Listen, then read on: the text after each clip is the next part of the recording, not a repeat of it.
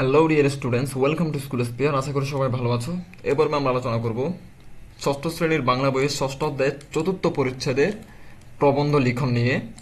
এটি তোমাদের পাঠ্য বইয়ের 127 নং পৃষ্ঠে পেয়ে যাবা। তো আমরা আগে প্রশ্নটি পড়ে দেখি। এই যে প্রবন্ধ লেখি, এটা হচ্ছে প্রশ্ন। এটা তোমাদের 126 পৃষ্ঠা না, তো তোমাদের প্রবন্ধ লেখা শুরু হচ্ছে 127 পৃষ্ঠা থেকে, এই জন্য আমি 127 পৃষ্ঠা লিখছি ওখানে। তো তোমাদের প্রশ্ন 126 পৃষ্ঠা দেওয়া আর কি। বলা হয়েছে প্রবন্ধ লিখি কোন একটি বিষয় নির্বাচন করো, বিষয়টির বিষয়টির কোন কোন দিক নিয়ে আলোচনা করবে তা নিয়ে ভাবো। একটা বিষয় মানে চিন্তা করতে বলছে, তারপর ওটা নিয়ে লিখতে বলছে। কয়েকটি অনুচ্ছেদ গদ্য ভাষায় তোমার ভাবনাকে উপস্থাপন করো, মানে রচনার মাধ্যমে তোমার ভাবনাগুলো তুমি যে চিন্তা করতেছো ওগুলো লিখো।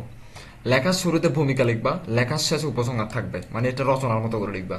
মাঝখানে অনুচ্ছেদগুলোতে তোমার বক্তব্য একের পর এক সাজিয়ে লিখবে। ওই যে আমরা যদি তোমরা রচনা পড়ে থাকো তাহলে বুঝতে পারবা। আমরা গরু রচনা পড়লে তখন উপরে কি থাকে, আগে ভূমিকা থাকতো, শেষে থাকতো উপসংহার, মাঝখানে গরু কয়টি লেজ আছে, গরু কয়টি পা আছে, ইত্যাদি ইত্যাদি আমরা ব্যাখ্যা করতাম, এরকম আর কি।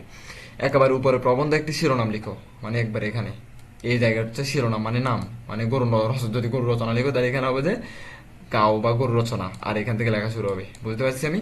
আমরা উত্তরটা দেখিনি। এই প্রশ্নটা আমি এখানে আরেকবার লিখে দিয়েছি, এখানে রিপিট করা আর কি অনেকটা। তো আমরা উত্তরটা চলে নিই, উত্তরটা দেখে নিই। বলা হয়েছে উত্তরে প্রযুক্তির অগ্রগতি এবং সমাজের পরিবর্তন।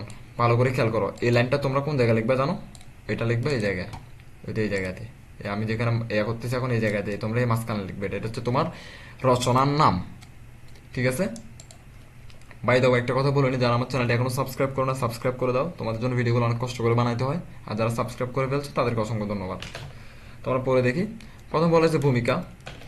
প্রযুক্তি আধুনিক সভ্যতার অন্যতম প্রধান চালিকা শক্তি।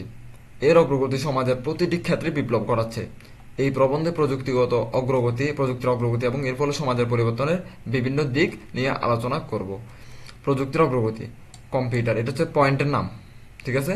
এটা হচ্ছে একটা ভূমিকা, তারপর প্রযুক্তি অগ্রগতি পয়েন্টের নাম। কম্পিউটার, ইন্টারনেট, স্মার্টফোন এবং রোবোটিক্স আমাদের জীবনের প্রতিটি ক্ষেত্রে বিপ্লব ঘটিয়েছে। ইন্টারনেটের মাধ্যমে যোগাযোগ, কেনাকাটা, শিক্ষা এবং বিনোদন সহজ হয়েছে। তা বলছে শিক্ষার ক্ষেত্রে পরিবর্তন। বলেছে অনলাইন শিক্ষা এবং ই লার্নিং প্ল্যাটফর্ম শিক্ষার গণ্ডি বিস্তৃত হবে, ঠিক আছে? এটি শিক্ষার্থীদের জন্য সুবিধাজনক এবং শিক্ষার মান উন্নত করেছে। আরও আছে কিন্তু। তারপর হচ্ছে সামাজিক পরিবর্তন।